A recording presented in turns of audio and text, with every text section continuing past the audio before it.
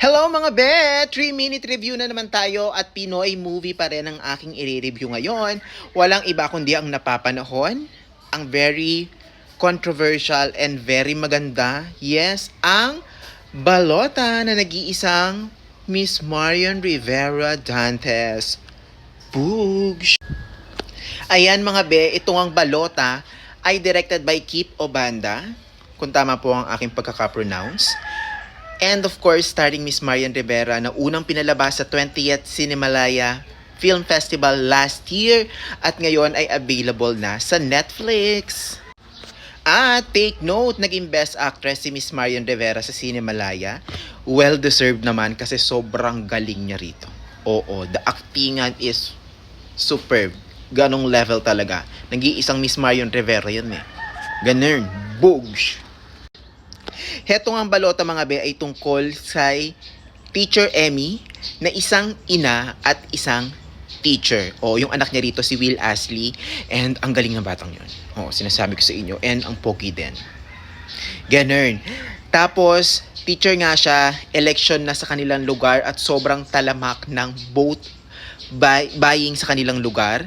Yung kanilang incumbent mayor ay matindihan. Oo, ang pangungurakot at sobrang crocodile. Oo, very realistic talaga yung pagkakaatake ni Mayor Hidalgo dito, no? Tapos, ayan na nga, election. Ganon pala nung unang panahon, no? Makaunang panahon talaga, nung ballot boxes pa, iha-handcuff ka kasama yung ballot box mo. Tapos, may mangyayari along the way, may bilihan ng boto, may mga mamamatay, at ipagtatanggol ni Teacher Emmy yung kanyang balota, yung boto ng mamamayang Pilipino. Nung mamamayan sa kanilang lugar. Tapos, mapupunta siya dun sa kalaban na bold star naman, na hindi rin maganda ang ugali. Oo. Lahat na rin ng mga politiko ganyan. So, very relevant nitong story ni Teacher Emmy, nitong balota, lalo na't papalapit na naman ang ating national election this May 2025. So, sana mga be, makapag-spread ng awareness ang movie na ito when it comes to vote buying, when it comes to choosing the right person na maupo sa ating mga pwesto sa gobyerno, whether it's higher or local positions.